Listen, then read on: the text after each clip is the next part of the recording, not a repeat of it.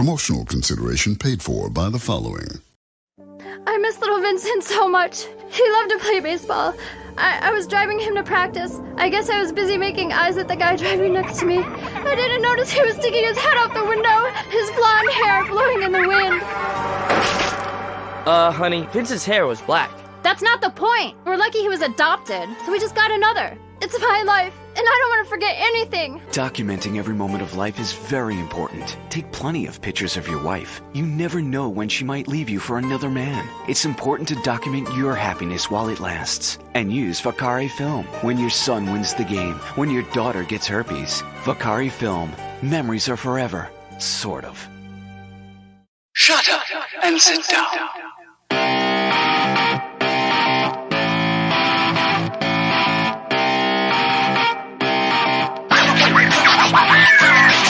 Hello, everybody. I want to welcome you to a brand new episode. It is episode 355 of Third Shift.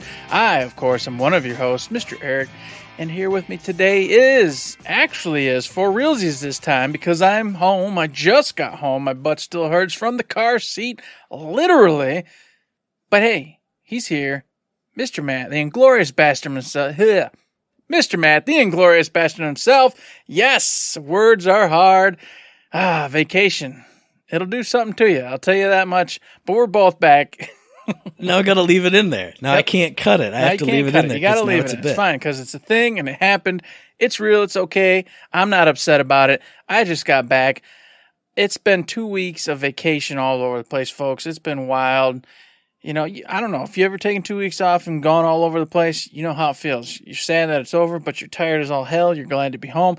But then, of course, the awareness that you're about to go to work and be miserable is also sad, so you don't want the vacation to end. But you do because you don't want to be out there driving and going to hotel to hotel to hotel over and over again. It's a whole thing. But before we talk about any more of my vacation that you didn't know about already, hello, Mr. Matt. How's the week been? What's been going on? I mean... Wow, how's Michigan? How's Michigan been? You been holding down the fort? It's been a nice smoky nightmare, just like it was a few weeks before you left. It happened again. Great. Apparently, we got certain parts of the state. It was like dangerously unhealthy air quality. So I don't think that's helped what's been going on here, even though this started before that. I think it's like slowly been irritating it. And as you know, listeners, hey, I have had this week off because it's my birthday was yesterday. Happy birthday! You know, folks, you'd think I would know his birthday, but he doesn't celebrate it with us and his buddies, except for 1 year, but that was forced upon him, not by his choice. So I want to say happy birthday, Matt. Hey, thanks. Glad you had a good one. Hopefully you did, but unfortunately I hear you were sick. That sucks. But in general, it was a good birthday and birthday week. Other than getting sick, which today was the worst day of it. I don't know, it feels like this always happens. Whenever I'm like, I'm going to take a week off, or like the last time I was really sick was after the cruise.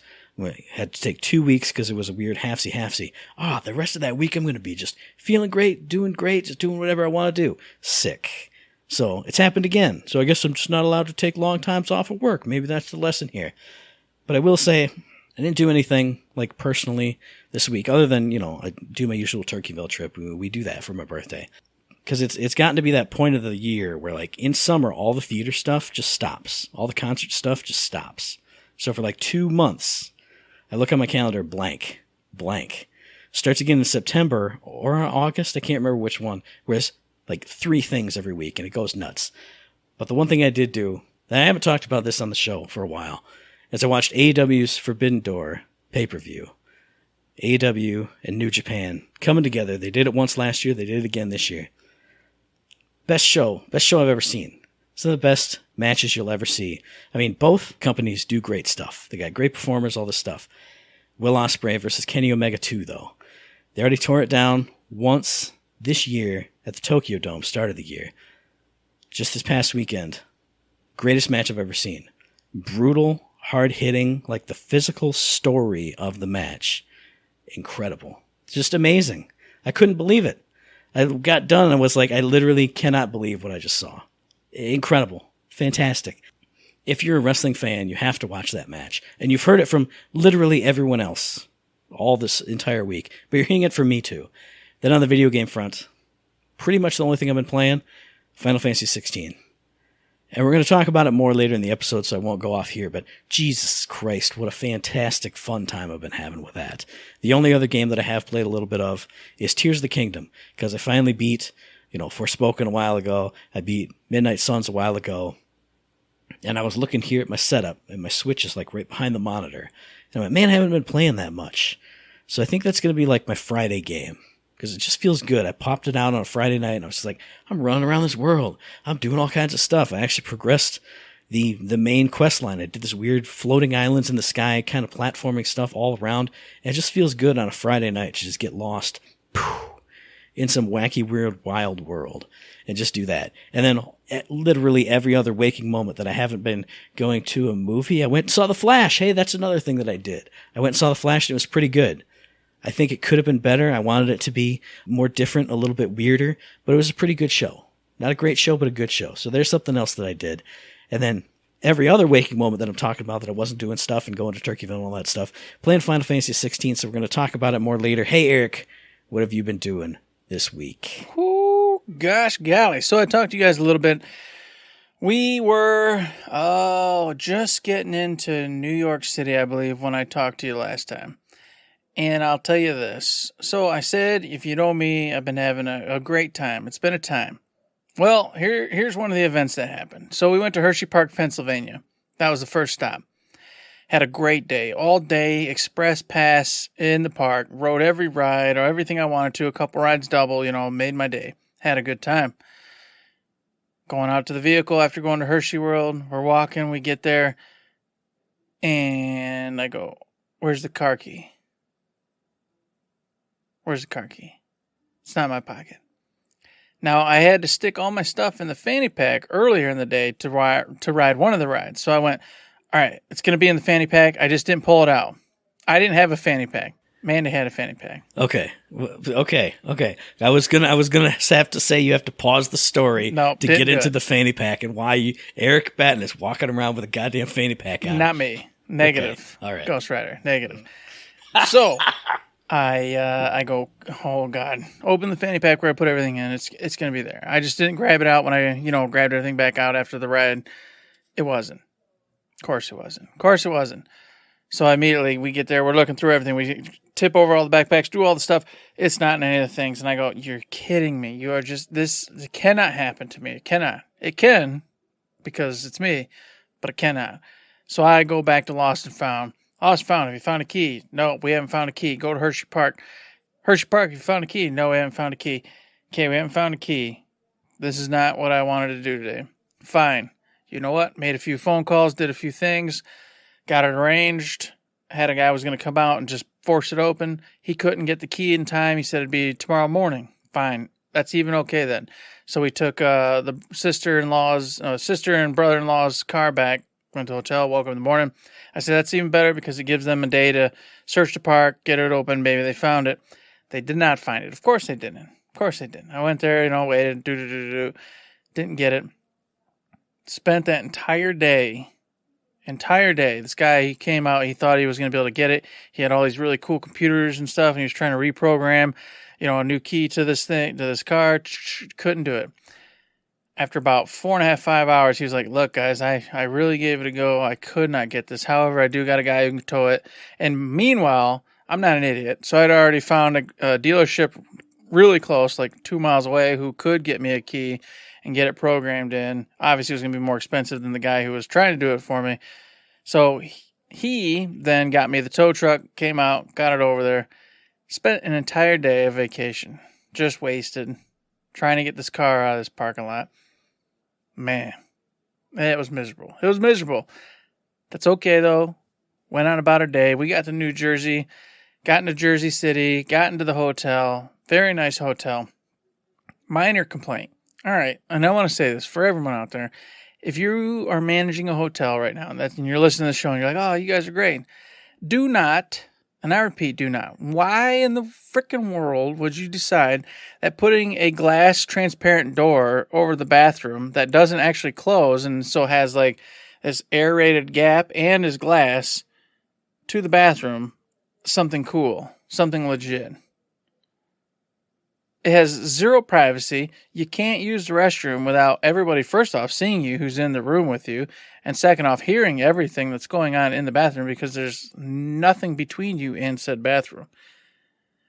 Otherwise, the hotel room is great, but it was clearly designed for, like, I don't know, some rich person who's on their own with this bathroom, or like with their supermodel honeydew. And was there like a switch you missed that would panelize it and frost it out? Well, like I said, it's mildly frosted, yes. Okay. But you can very clearly see all the shapes and different coloration of the person behind said pane. Yes, you can't see every detail, like if I'm standing in front of you, but you know what I'm talking about. I can see that you have some hair on your face.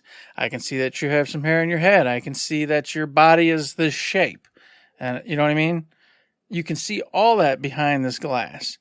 You can't see the person, mind you, but you can see details of human beings and hear everything. Because like I said, it's just a glass panel that swings across this gaping hole with two other glass panels sitting there. So anytime, for example, I'm in the restroom, using the restroom for the very first night. We get there. Girls are over by the television, which is quite a bit of ways. There's and I'm, using the restroom. And, I can hear Daddy. Do you hear Daddy using the restroom? Oh my God. And it's like, what the hell? That part sucked. I ended up having to start going like up to the terrace to go to the private restroom, because it was that bad. Or whenever I took a shower, I'd turn out all the lights so I could go into there. And so I'd have to take these blackout showers and just understand and know where everything is in the shower. It was a whole thing. It was ridiculous. Not to mention, folks, we went to New York City. This is where we were. We were in Jersey City, but of course, right outside, you could see Manhattan. Matt got a bunch of photos. He knows what I'm talking about. I knew the movies kind of talked about it. Life kind of gets it to you, but you don't really get it. There are classes of people, and you're in a class, whether you think you are or you're not. I never really thought about it, never really cared. We're in Michigan. And Michigan doesn't really have classes because we're all kind of just regular and or hobos and, rednecks. We're kind of all in that little stage of people. I mean, there are areas, but you don't see them all together. Yeah. I think if you went down to like Detroit during a business day, you might see it. You might see it. But we're in regular small cities and towns and things. And so it's not really apparent. It is glaringly apparent here. I had people who would refuse to get on the elevator with me. No kidding. They looked at me and shook their heads and asked me to close the door. That's where I was. I was in a hotel that was really fancy, really nice, but I wasn't in my class. I was out of my class. And so a lot of the people around me would walk away and veer away because I had jeans on and a t-shirt.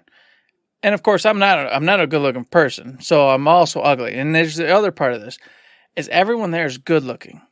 All the people there are good-looking. Everybody. The males, the females, everyone's good-looking. Everyone's dressing to the nines. Everyone's there trying to impress somebody. And it's hotter than shit and muggier and shit.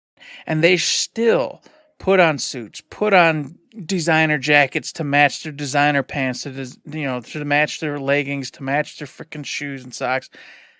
Doesn't matter. I am sweating so bad that I am drenched, and they are still wearing designer clothes with jackets, and they look like they're out in the Arctic. Not a drop of sweat on them, while I'm literally dying. I am dying. It's so hot and miserable, and I don't understand it. Two things. One, you are a special case. If you were just out there in your tighty whities, you would still be baking and roasting. That's and true. With like 4 air conditioners on you, you would still be beat red and sweating. Mm-hmm. So that's one thing. Two, I do feel you because not that I spend a lot of time there. I usually go from the airport to the boat. But when I'm down in Miami, it's the same thing. You can see just you are not in Michigan anymore. Look at the different, and it's not, everybody, but especially sitting at the airport watching people go by, waiting for the hotel to open or just eating some food and people watching. There are different people, just totally different people. And maybe some of you listen to this podcast are those different people. And you're like, oh, I didn't know you two were the disgusting people. But when you go to big city areas, big stuff like this, you see those different people. Like I see the people who look like they literally just walked off the reality shows, like that look of human. They look like that. They're everywhere. Yeah. They're everywhere there. That is them. They all Yeah. look like they came off of reality TV. But they didn't. They didn't. They're just normal people dressing the way they think they should to impress whoever it is they're impressing or need to impress or whatever it is they're trying to do. It's an entire society there of people doing this very thing. And it was just wild. It was insane. It kept making me just question. Like, I had a group of folks who were like, oh, come on, come in the elevator. We're all family here. But they were, all dressed to the T's, all going upstairs to this big party at the, the terrace. And I had just gotten back from a whole day of New York. So, I'm in my T-shirts. Just, there's crystals of sweat everywhere. And I'm like, no, that's all right. Because it was a bunch of youngins, 18 to 21-year-olds. And they were trying to be nice, but I'm like, no, you don't understand. I'm just a 40-year-old dumping. It's crowded as all hell. I'll take the next one. And then all of a sudden they turned like a viper, like that. As soon as I said after the second, like, no thanks, no, really, you guys don't want me to come on board. They went, you're right. And they just railed. And you're a dumpy ass motherfucker. Like, what is happening? Why am I having all these kids turn on me like little animals just because I told them to go on up, enjoy their night? It's a whole different society, a whole different way of thinking. It just was an eye-opener. I don't belong there. That's not my place. So it's awesome to have visited, but I will never, ever go back. And I have no desire to ever go back. But the things I saw there were really cool. And it's so cool to visit New York City and the different, areas and stuff. We did what we could. It was only 3 days, so we couldn't see all New York. There's no way possible you can do that. But we did go to like Chinatown, and we went to Manhattan, and we did a little bit of Queens, and maybe it was Bronx, and a little bit of everything, but not a lot of anything. So a good time overall. Glad we did it. And I will tell you this, the pizza there's something special. I didn't 100% believe it. Didn't. I'm like, that's not impossible. I got Cugino's here. It's fantastic. Cugino still is fantastic, but it is not New York City's pizza. The crunch but softness of their pizza, it was insane. It was literally insane. That pizza was so good, I couldn't believe it. And I'm just sad that I'll never again taste it in my lifetime. And that does make me truly sad because I would love to have some pizza again.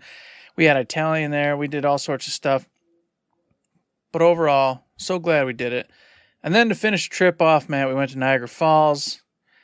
Hung out there for a day, did that, sent you pictures there. We got fireworks that were over the falls from our little room there, so we got to see this entire show from above the fireworks, which was really neat, but also weird because the clouds would come up, the clouds from all the smoke and smog. So some of the fireworks were actually just completely drowned in smog because you couldn't see them.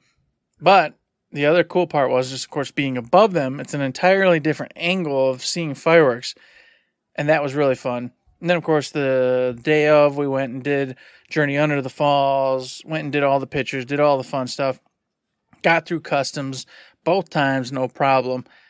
It was a win-win. I'm sure there's a bunch I'm missing, but that was the gist of it.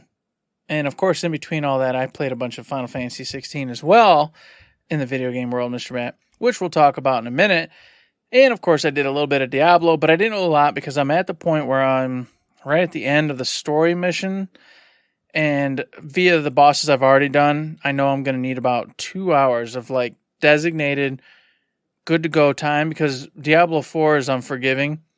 Like if you get into a quest and someone's like, hey, I need you to do something, you don't get to just quit and come back. You got to redo the entire thing. So now that I know I'm at the end, I know I'm going to need a huge segment of time. And obviously over the vacation and the trip, there was really no time where I was like, all right, here we go. I got a good 2 hours straight, not interrupted. Wasn't going to happen. So I'm still right there at the cusp of being done. But fortunately, FF16 came out anyway. So I got to play that.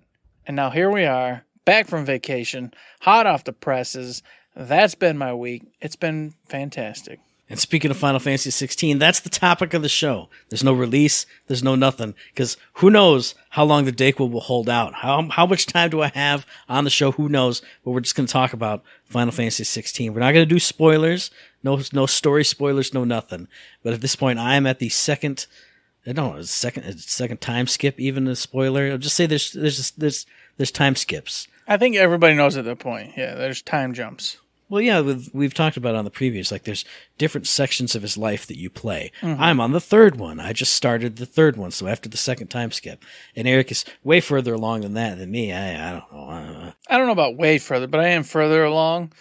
So I don't want to get into details just because that might spoil something or whatever. Right. So we'll start with this. We'll start with the combat. That's what I want to start with, man. I don't want to start with that. I want to start with something. Matt doesn't want to start with combat. All right, where do you want to start real quick, with? we'll jump to combat, but first things absolutely first. What language you playing this in, Eric? English. Okay. So that's the first thing, and the first thing that made me sad. Well, we'll get back into the good stuff in just a second. That's fine. But I always play in Japanese. I tell you that. Anytime there's an option. Pick Japanese. It said, hey, another gigabyte download. Fine, that's fine. That's happened before. I started up, watching the first cutscenes. Characters, do. This isn't right. Something's wrong here.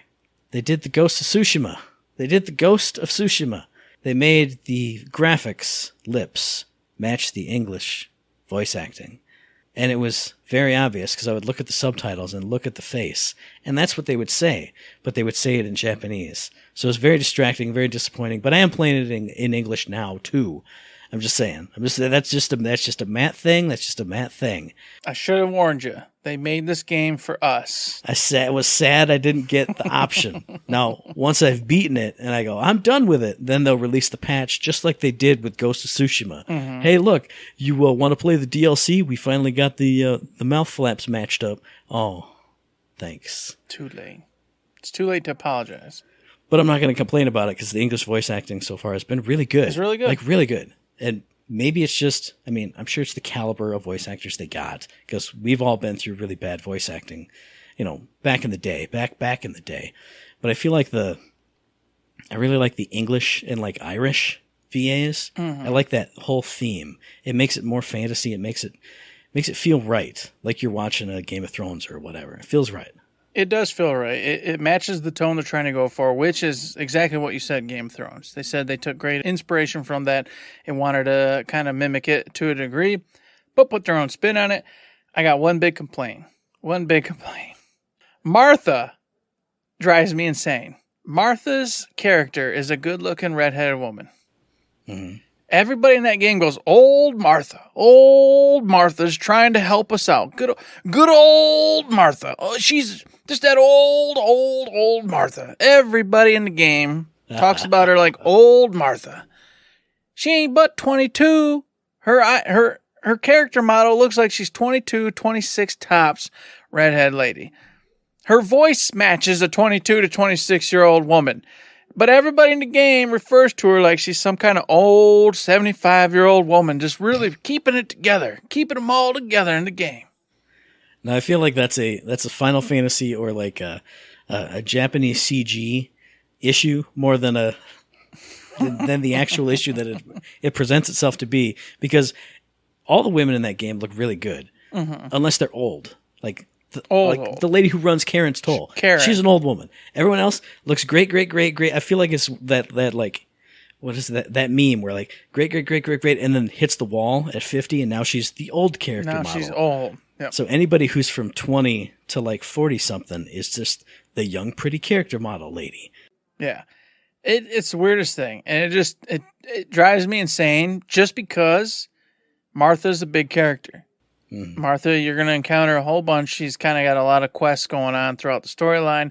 That's an extremely mild spoiler, but not even really one at all. But Martha will have a lot of quests going on in her vicinity, with her, around her, characters that know her, etc., etc. And it's said just so many times, and it bugs me because I always go to Martha and I go, nope, I'd marry Martha. What's wrong with Martha? Why is she old? What's going on? Now, see, now that you say that, Eric, well, you're a 41-year-old man. So that's what so happened. I got your eyeballs are colored. Eyes. Hey, if you had ridden that elevator up and you'd pulled it up like, hey, look at this girl. What's she look like? Pff, old woman. That's an old woman right there. See? You're looking at it with your old man eyes just like I am and going, everybody's real pretty except the really old people. Well, that's because I'm an old man too. So I've solved it. I've 100% figured it. I decided. But the other thing I was going to say, you said with presentation and voice acting, This is just a me thing, just like the last thing was. Everything they say in this game is not how you pronounce it. I don't care if that's how it's actually pronounced, just like Mako and Mako with Final Fantasy VII. No, it's not a chocobo, it's a chocobo. It's a chocobo. We know this. It's not Bahamut, it's Bahamut. It's Bahamut. That's what it's always been, in my brain at least. I don't care if it was officially the other thing. When you got right at the beginning, when you're first going up to see Martha at Martha's Rest, there's the little vendor dude, and his cart is toppled over because it's packed with Gashal greens. Mm-hmm. No, it's packed with Giesel greens. What? Excuse me? It made me laugh so hard. Giesel greens, and then later somebody else says it, and it's like Geisel greens, and I went, all this is wrong. We're just making this all up. And I'm not mad about it, but it does make me chuckle. Just like, now that Final Fantasy is 100% voice acted, all the things that were all the ways that we always said them. You and I didn't even play this game together as kids or anything. Mm-hmm. But we both pronounced it the same way. That's how we know it was pronounced. It's not this, but it's a minor thing, but it makes me laugh every time. Yeah, stuff like that is funny and comical. That didn't bug me at all. So, of course, you said characters fantastic. Character voicing's been fantastic. And I agree with you 100%. Now, the story itself. I know we are not near the end. We haven't got to the end yet. I'm a little bit further than Matt. But so far, I've been completely engaged. I have enjoyed this story thoroughly. I will say the only hiccup I've had, like I've enjoyed every moment except for one. And I'm not even mad about it. I'm just wondering what the dealio is. Is Jill and Clav's relationship? I feel like they've been kind of taking their time with it. And normally that wouldn't bug me, but the only reason it bugs me a little bit is just because of the time jumps. Mm-hmm. And I'm like, these two individuals have been together for a long time. We need to establish what they are.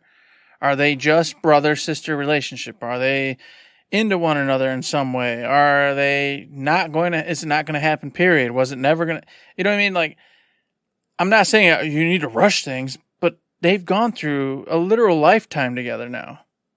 What are they? And that's the only thing that mildly bugs me, because in their conversations, a lot of them, they're friendly, don't get me wrong, but I wouldn't say crisp and or brisk, but it's just like two individuals talking to one another. It's not like lovers or wife, husband talking to one another. It's not like the greatest of friends ever talking to one another. It's a very like cordial, just calm, chill relationship. But I just don't buy it, because people that have been together that long, I feel like they'd have one of those chunks laid out for them. You know, they're either in the friend group, the awkward, I love you, but you don't love me, or we both love each other. And it kind of isn't established. And I'm like, what are you two? Are we going to figure this out? What are we doing? And I feel like I can excuse that a little bit more, just because they started off, you know, they were obviously going to be together, you know. They were meant to be together. Before any of the bad stuff happened. Yeah. They came together again after all this long time. But I feel like it's also one of those things, like, we're always going to be together, but we never had the time to get anything ironed out. Mm-hmm. And now things are there's so much more important stuff than this. Like, I can buy it just from that level. Like, we know we're going to be together, but we can't focus on it right now because of all the things that we have to problem. Do. I can't spoil the things that's going on right now in mine. But it just kind of seems like that thing, like, we know it's going to happen, so we don't need to worry about it. We just need to finish this, and then we can go and make that happen. You know? And I was in the same boat as you until your jump. The jump you just had. And I went, well, you just had this amount of time together. And when you come back, you're at the same exact spot you were before, basically. Except for one individual's actually, you know, done some things or whatever. But more or less, you're kind of in the same boat. And I'm like, what happened? This whole 5 years, people end up getting married and have relationships within like 9 months to a year and a half. These two just spent 5 years together, and you come back and it's like, yep, we're just doing the thing. But you did have to go from this big disastrous thing right before the time skip. That's true. To things are relatively getting to be stable, but it's time for the next step. And then the other thing that I would say is side thing, but it's going to tie into this. I love all the incidental dialogue you could run into here and there. Oh, all over the place. So when I got to the place that you go to right after the time skip, I'm trying to be super vague so I don't spoil anything. I walked around that whole spot and listened to every single idle thing, talked to every single person twice, just like I always do.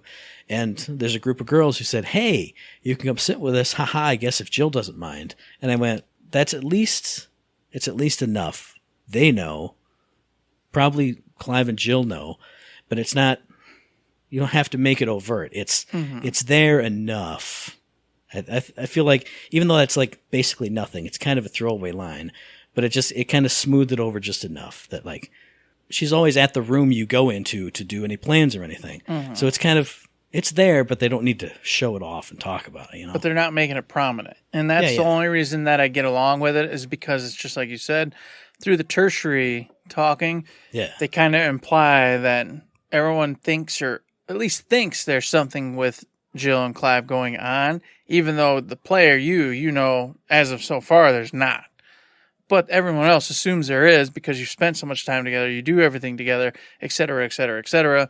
So they always go on about you and Jill and taking care of Jill and Jill taking care of you, et cetera, et cetera, et cetera. So that is what keeps me not from actually just being upset about it and, going, this is like bad. And just going, come on, guys, get to the point. Are we going to get there or are we not?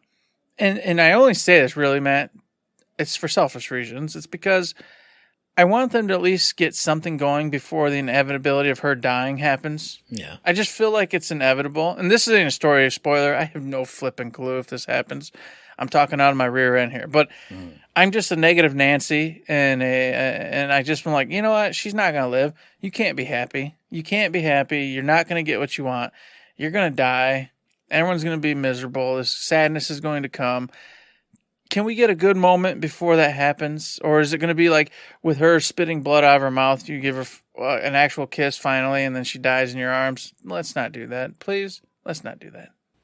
I agree with you. I definitely have that feeling, not based on anything that's actually shown in the game, but just I have that feeling. Yeah. You're going to lose somebody that really matters in the course of this game. And especially since you're jumping through time, things are going to go bad, and that's a thing that could go very, very bad. Yeah, that's a very bad thing. We were going to be together. Now we're apart. We finally made it back. We're building up this thing. And so who knows? I hope not. I hope not. I like both of them. I really like their characters. I mean, not that there's, super a lot to them, but I like both of them. And I like that, we'll swing into the combat by saying this, I like that she's usually with you, or another party member is always with you. I mean, when we talked about it, hey, you don't control your whole party, and I kind of went media blackout around that time. Most I saw was you and the dog. But in all the beginning stuff, it's you and the dog and Sid or Jill or somebody else. And you get to see their powers alongside yours. I love that. That the combat feels so good. There's sometimes where it's just you. Sometimes it's just you and the dog. And it just kind of feels like, okay, I'm doing combat and combat is great and fun. But when somebody else is there, and I'm like, oh, hey, I'm going to swing up on this dude. And then ice showers or this giant lightning thing comes in out of nowhere. It feels great. It doesn't feel like you have a second you. Definitely not. But in those tiny little bits where you need a breather and you back off and then bam, right at that perfect timing, they're swinging in with their one big thing of the fight. It really feels pretty cool. Yeah, I love the combat overall.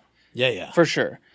However, I will say that the side characters, including Torgal, and I think Torgal might be my own fault, and I was going to ask your opinion on this, what you think, but the side characters, besides moments, just like you were talking about, I don't feel like they're actually helping me at all. I feel like I'm doing a lot of the legwork when it comes to taking out the big bad guys. Yeah. They come to the fore with just a whole bunch of mobs.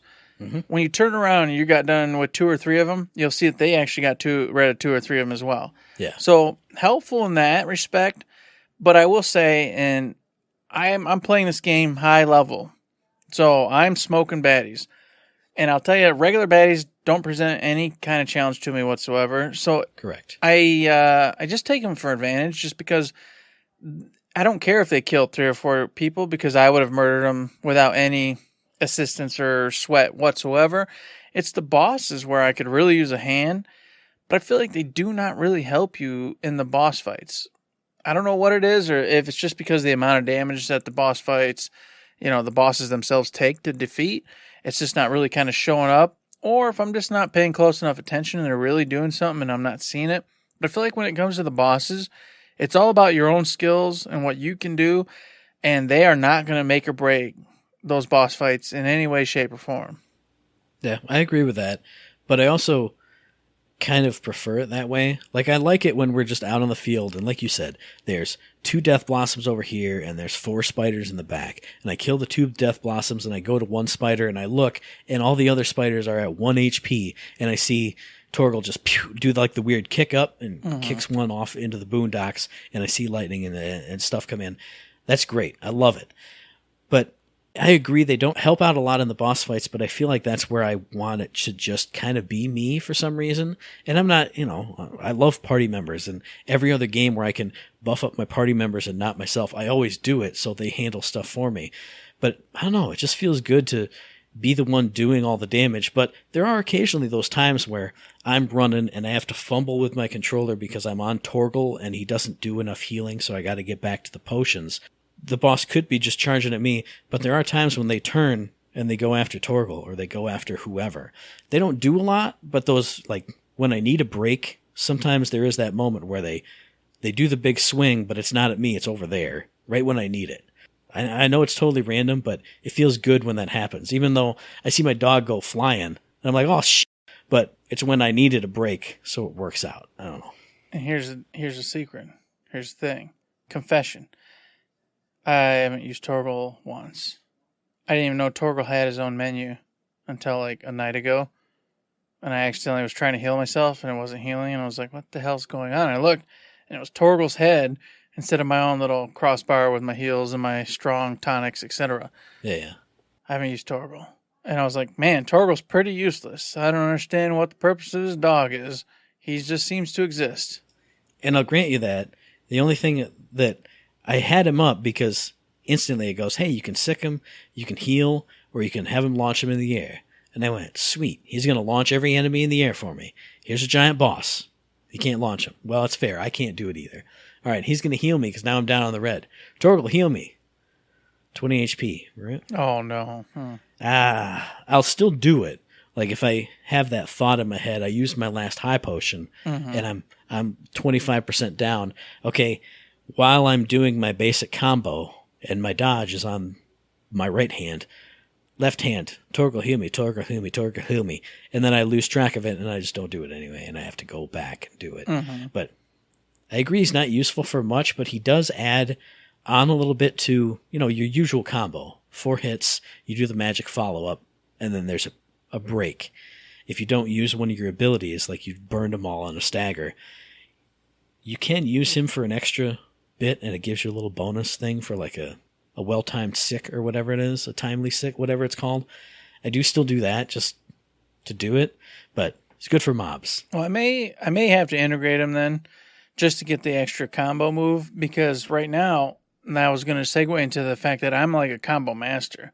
I'm over here just boom, boom, boom, boom, Garuda, anything available, boom, boom, boom, boom, boom, anything available, boom, boom, boom, boom, Phoenix, etc. And I just keep rotating, and I rotate, and I rotate, and I rotate, and it never stops.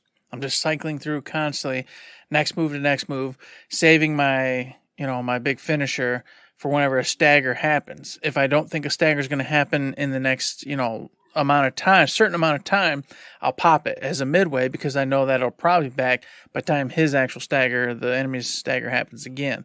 So maybe by getting Torgal in there with an extra combo move, it might just pump up the numbers, get that meter up a little bit quicker. I don't know, but up to this point, I hadn't used him at all, except for whatever he did. The AI had him doing initially and just on its own. But I will say, with the combat, it is a ton of fun. Can you lock into somebody permanently? Because I feel like I can lock on, but even when I lock on, I feel like if there's several enemies in the vicinity, I'll sometimes dart backwards and just go hit somebody else anyway. And I don't know if that's just the way it is or if I'm not locking on properly. But sometimes I'll just jump off target regardless because I'm going like backwards. And it'll hit this person over here. And I didn't want to. I wanted to stay on, this bad guy. I mean, you just L1 to lock on, right? That's what I thought, yeah. Okay, yeah, that's all I ever do. Okay. I think if you right stick, though, it switches. And I do that. So that's probably what's happening. It either switches or it can switch. It doesn't do it all the time, but I was just in, I had like a captain and then some, regulars. Yeah, some mids. Yeah, and I physically went, well, I want to switch. So I tried it, and it kind of worked. So maybe that's what's been doing, is you're trying to refocus and redoing your stuff, and it's taking you off it. Yeah, because I'll use the right stick. I love to like preview and kind of see what's going on around me. So while I'm in the middle of attack, I'll be like swinging that around so I can see other stuff around me. So maybe it's just like launching me off of him and then targeting the next guy, and off I go. And you bring up a good point where I was always doing that, or I always wanted to do that, because like when it very first started, you didn't have many combos available to you. I'd always, be focused on one Death Blossom. I'd push it into a corner, and then something would always hit me, or there'd be a wolf that would come up. There'd be another Death Blossom that would come up and smack me. But they do a really good job. I've noticed now that my combos are longer and flashier, and I can just stick on that one. The little indicators along the sides when attacks are coming at you, you still do have to remember the timing of it, which I think is really cool. Like if you know it's bees, you got bees, and you know how that shot comes in, it'll flash up the big attack symbol when he does it, but it doesn't do like a, coming in at you. It'll just be like, they're attacking. So if you remember it's bees, all right, attack. He's attacking. 1, 2, dodge. Whew. Perfect dodge. It feels really good. I'm just going to pump myself up by saying that. I love when that happens, and I remember what's over there, and my brain goes, he's winding up, here's the drop, and it works out perfect. It's just great. I love it. Yeah, the perfect dodges are awesome, because if you perfect dodge, like Matt was talking about, it'll be like too slow, and then you get a bonus counterattack going with it. And then if you parry correctly, you'll get that nice like time thing going on where all of a sudden you have just a few seconds or microseconds of just attacking the enemy, and their attack is just useless against you. And those 2 times right there, they make you feel like you're an awesome player and you know what you're doing and you're just smoking fools. I was thinking to myself, because it happened the first few big fights I had, I was like, oh, I'm just going to swing away and it's just going to parry. It'll work out. It's like when you play Metal Gear Solid Revengeance, and you just kind of like desperately hope for the parry and it works. And I was like, that's how this is going to go. Wait. And I could never get it again. It'll still randomly do it. But the last few, like the big minor guys who have like the big hammer, they do a big wind up and then boom. And I went, okay, this is where I'm going to do it. Big wind up, parry. Big wind up, parry. And it felt so good. I don't get it a lot just because I feel like I usually fight one thing. I'm terrible at it. The second time I fight it, I'm learning it, so by the end of the fight, I could totally do it, but there's not a third one in the area. But that one was perfect, because they did that same attack so many times, it was just ping, ping, ping, ping. When I actually know it enough to get that parry down, ooh, it feels so good. But I'm also startled because I managed to do it. I'm like, oh, attack, go. Oh, it didn't capitalize as much as I wanted to, but it feels really good. I agree. I'm in the same boat as you. And of course, segueing over to the quest, Matt. The quest for this game kind of been up in the air. Everyone's, got an opinion on this. There's the main quest, the story quest. Then there's the plus quest. They're side quests, but they have like a plus in them. Those signify that you're going to get a great reward. You're going to get something that's going to change you as a character, or the way you play, or the way you navigate. You're getting something big. And then there's, of course, regular side quests. And this is where everyone gets upset at. And I can understand it, but I don't personally feel this way. The side quests are all just there with stories and characters doing their lives, doing what they do, and you have the opportunity to help them solve a problem, find them something, do whatever it is. You get renowned for doing this. And renown gets you your own rewards for doing these things. I will say, some of them, sure, there's nothing to it. Hey, I've lost this thing. Could you go get me 3 of these herbs over here? Bring them back to me. Sure. I asked the question, when has an RPG not had these type of quests? They've always had this. So I don't understand why everyone's up in arms about these type of quests. I will say, yes, the rewards for doing them are usually minimal. Just some gil, just a little bit of this or that, some stuff you don't technically need. But the renown you get is actually awesome because it builds your character and your infamy amongst those people, which I think is cool. What's the worst case scenario? Well, a couple of the early game ones. Oh, I'm a clumsy letter carrier and there was a hole in my pack. Can you go get my stuff? Sure. You go and you pick stuff up and you bring it back. You know, that's not a great quest, but it took you 30 seconds to do it. Yeah. You fast travel to the location. Usually, it's within 20 feet of where the obelisk is that you fast travel to. Mm-hmm. Hey, here it is. Blip. It's done. And you fast travel back, and now you have some gil, you have some crafting items, you have some this and that. And that's fine, but there are some side quests that are really cool, that are really, have been, I wouldn't say like super emotional, but they felt good when I was done with them. There's, when you're going into Sanbreque, that's the only thing I'll say about the mission and the whatever. There are a couple side quests along the way of the main story quest where you get to see how they're treating bearers, and you get to have some really fun interactions with that, is what I'll say. God, I really just want to talk about that one quest with the kid and his dad and the wolf. Oh, I want to talk about the pet one. Yeah, that one too. Those two. Mm-hmm. The one with the dad and the wolf and the kid. Mm-hmm. I went out and I went, oh, I'm just going to have to go back and just be like, shake my fist at him. And I went, I really wish I was playing like a Fallout or something so I could go and I could cut him with the sword and it would be over. I'm not going to be able to do that. And you go back and do another thing, and then there's a great ending. It's perfect. It's great.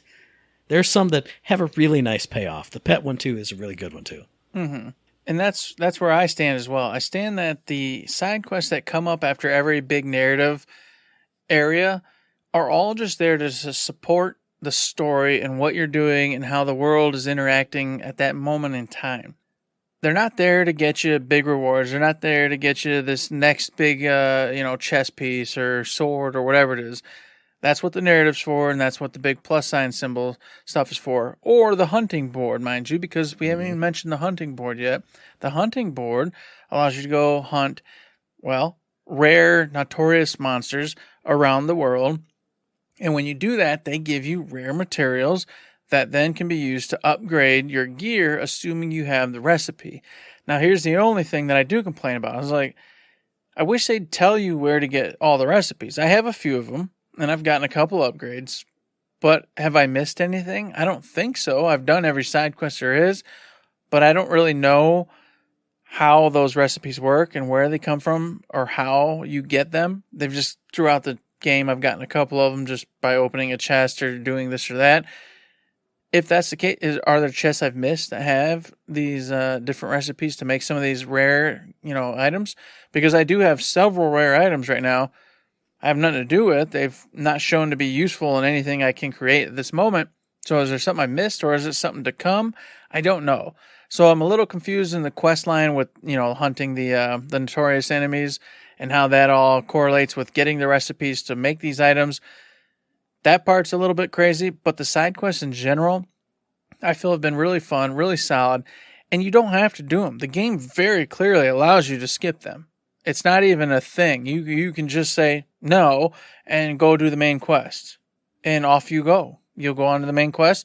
Nothing hinders you. Nothing hurts you. It's just there for you.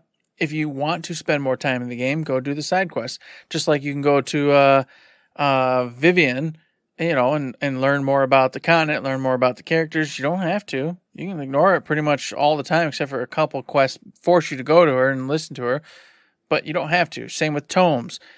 It's all there for you, but you don't have to partake. So I don't understand why people get a little upset with that kind of stuff, because you don't have to do it if you don't want to, but it's there if you do. And I've seen some people talking about the tomes and the lore and stuff saying, I get so confused after a cutscene that I jump into the active time lore, which I think is a really cool system. Mm-hmm. Two things. How could you get confused about stuff that's happening in this game? Because it's very straightforward. Unless you're just farming for materials for like 20 minutes and you've forgotten where everything is.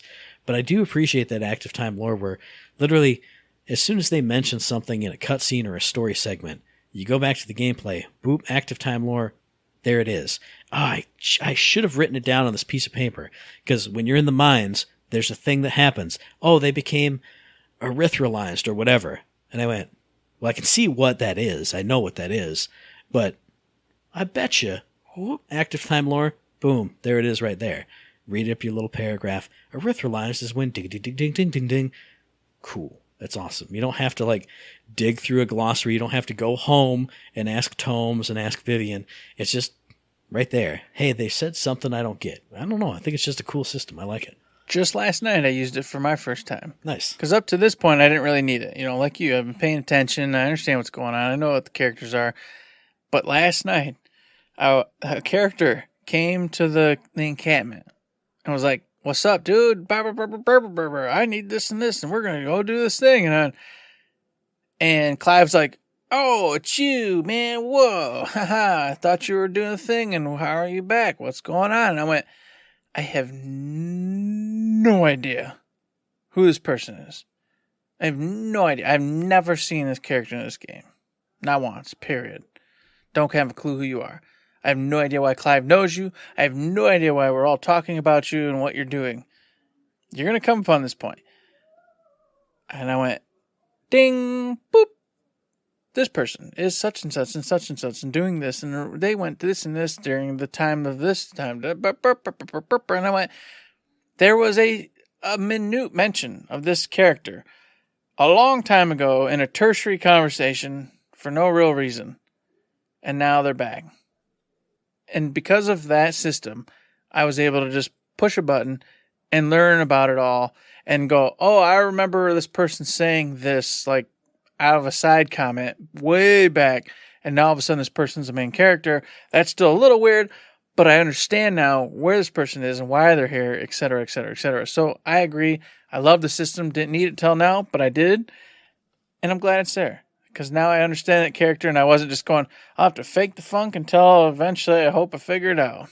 And I think that's what's cool about Vivian's system, too, because I just got to that. And she's got, like, the history of the realm and then, like, history of people, where you're in the middle and there's all the different, like, lines. And as you skip through the little time segments, the little chapters of the story, it fleshes out. People go and disappear, and people, like, go grayed out, and then they come back. Like we said, I didn't really need that, but knowing that that's there and just, okay, who was that guy? Ping, ping, ping, ping, ping. Oh, there he was. Oh, he did this is just so cool. And then we're getting long on time. It was supposed to be a short episode, but I'm feeling great. The Dayquil kicked in. It's wonderful. Icon battles, man. This is like the coolest thing. Mm-hmm. I mean, we knew it was going to be because it always looked awesome. I've only been through a certain number. You've probably had more than I have.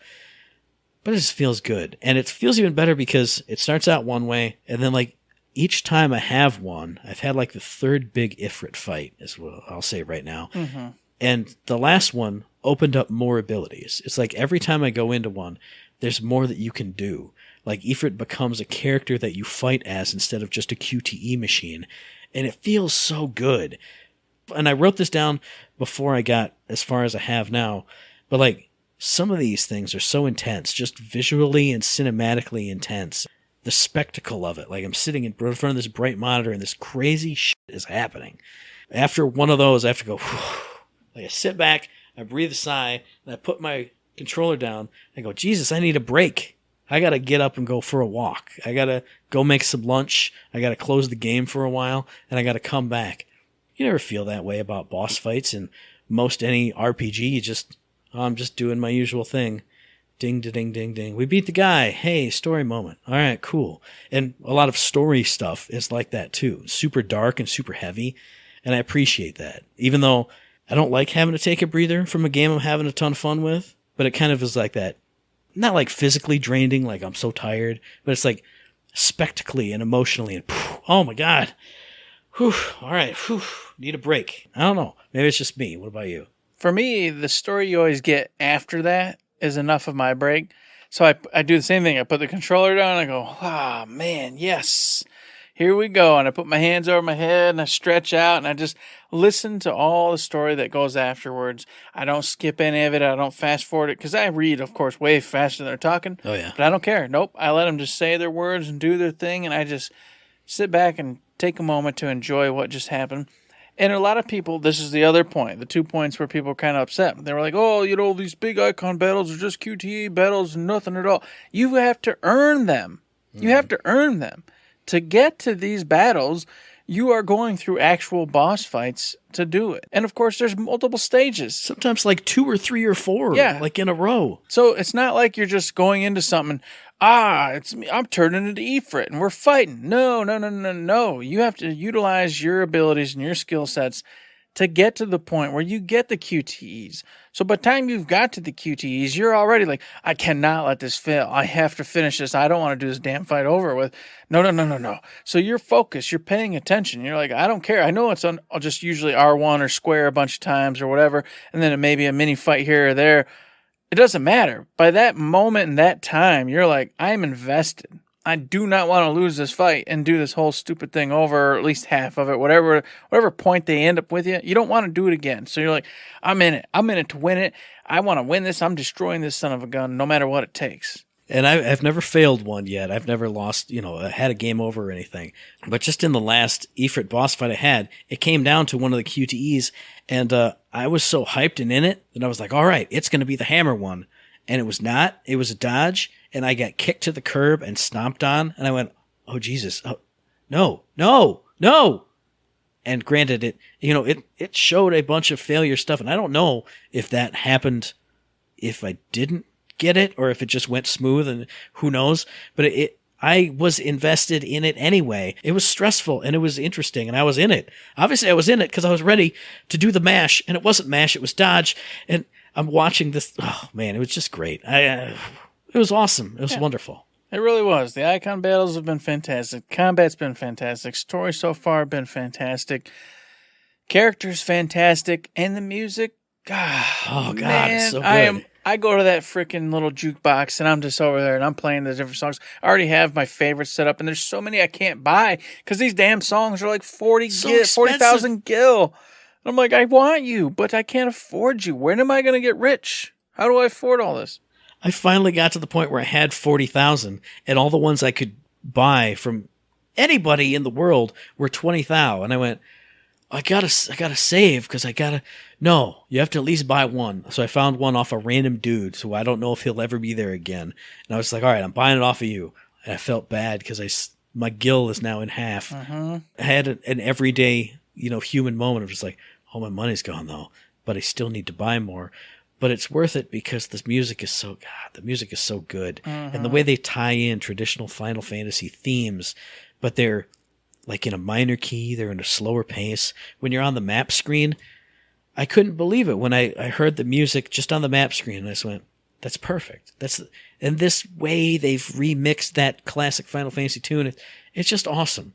Everywhere you go and something new is like, it's familiar, but it's new at the same time. God, it's just good. The music is so good in every way, shape, or form. Every environment you go in.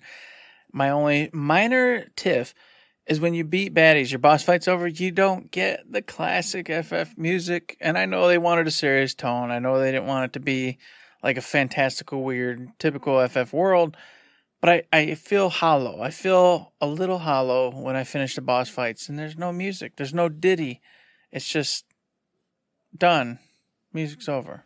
But there is. You don't get like the victory fanfare, but you get the dun dun dun dun dun dun. You get that. I don't get that. It's there when the thing comes up. It's not all the time, but yeah, you get that. I was like, maybe like it's a blue moon and I'm not paying attention, but it is not every time. Or it's I know it's on some quests and it's on some boss fights, but it's not all the time. But it's there. Yeah, I'll pay attention, but I know it's not on, because I do a ton of fighting just around the world map. Yeah. I just go farming for no reason. And it is not with those regular old screwballs. Or if it is, it's so weird and No. random. Like for big stuff, like for big bosses or like bum slain, that's when I see it. Gotcha. Yeah, the boss. Yeah, when you get the actual wording, I know there's a little spin with it. Yeah, but for regular baddies, there's nothing. It's no. It's just literally you get your gil, your experience, and you go out. Yeah. And that makes it a little less. I'm just like that. I want a reward. But since you get it for the wording, though, it makes it more special because you did the big thing. Yeah. Boom, here's where you get your fanfare. You finish the boss or the mini boss or whatever the quest was. But like I said, it's such a nitpick. It's stupid. It doesn't hamper the game, but it is something I feel. I'm just like, I wish there was a little ditty for everything you did, just because the music's so good. And it makes you feel emotions, and I love it. And every time I go to my base, the song I have in there, man, I feel like I'm in like Chrono Cross again or something. It's just the music and the beat in there just makes me feel good. I got to change the one that was in my base because the one I unlocked was a very low-key, laid-back one. And I went, all right, I'm changing it to this because I've heard the other one for a while. And then every time I went home, I wanted to fall asleep. I was sitting in my chair playing late at night. I was like, Yeah, we don't want that. Okay, hang on. I was going to the blacksmith. It was like Tales all over again. Yeah, we don't want that. Definitely don't want that. But yeah, I mean, this game's amazing. It really is. I just can't believe it. I've started playing it and I'm hooked. I do nothing but want to play it, want to get back in there. Can't wait to see what happens with Clive, Jill, the other characters, etc. I'm loving it. I love the side quests. I love the main quest. Taking care of my base and getting them the fruits, the vegetables, the equipment, whatever, the supplies, anything they need, I always do. The second a narrative piece is over and then other quests have opened, I don't even think I'm going to go to the next piece. I don't even care if it's to get a character who's like on a sick bed, needs me to just go grab him. I'm like, nah, I'm just going to solo this until I've done every side quest there is. You don't get to be in my group because I'm not risking you screwing things up and I don't get to do this side quest. And I'm 100% in the same boat with you. Like, whenever I'm done and I need a break, after that 15-minute break, I have the controller in my hand again, and I'm going, okay, I'm sick of you YouTube thing that I'm watching. I want to play more Final Fantasy. And, I mean, people know I kind of bounce back and forth between games. I've played a lot of great games already this year, but this feels like another one of those ones where every time I sit down, I want to eat. And if I'm going to eat, I'm going to eat Final Fantasy XVI. And it's just been great so far. I'm hoping there's not some kind of weird wall where I fall off for some reason.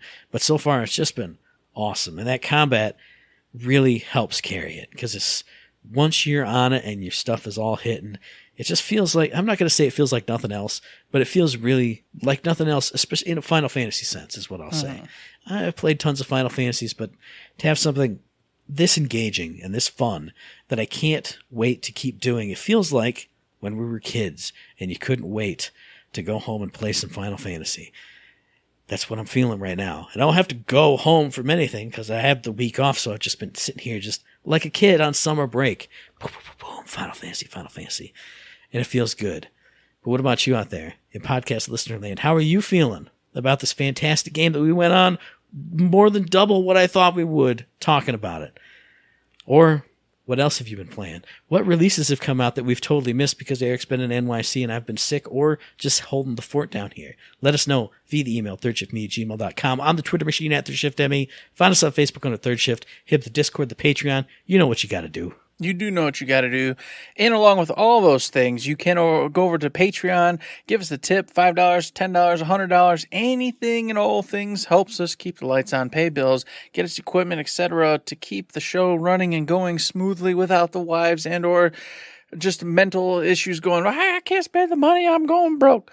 But if you can't do none of it doesn't matter. We ain't stopping. We'll never stop. We'll be here till we're 120 years old. You can, though, give us oorahs from the sidelines. You can give us mailbag questions. You can go over and give us 5-star ratings on the iTunes, on Spotify. You can tell us what you want to hear, what you don't want to hear. Any kind of information, feedback, etc. is extremely helpful and handy, and we appreciate every bit of it. Just like on Discord, we've had numerous folks over there talking back and forth, having a good time with them. We love it. We cherish it. We thank you all for doing all those said things in the past, present, and the future. Absolutely. And of course, speaking of the future, you can listen to the very next episode on or around the 6th of July. I don't know how this one's going to work. God. It's going to be Piecemeal Jones. Hey, you shouldn't have come back. You should have been still in NYC, and you could be doing this. I could have gotten like a permanent disease, and then neither of us could be working quarter end. Oh, it's going to be a wonderful episode, though. You can find that episode on iTunes, on Stitcher, on Podbean, on Spotify, and on YouTube. And as I always say, hey, if you like what we're doing, you'd like to help us out, please give us a like, a rating, a review, a comment, a subscription, any kind of good thing on any one of those good services, because it does help us out, and we really do appreciate it. Indeed we do appreciate it, just like we appreciate those 5-star reviews over on iTunes or the Spotify. Go over there and get that to us. Thank you so much. Appreciate it. And with that, there's nothing else to say but don't forget to say...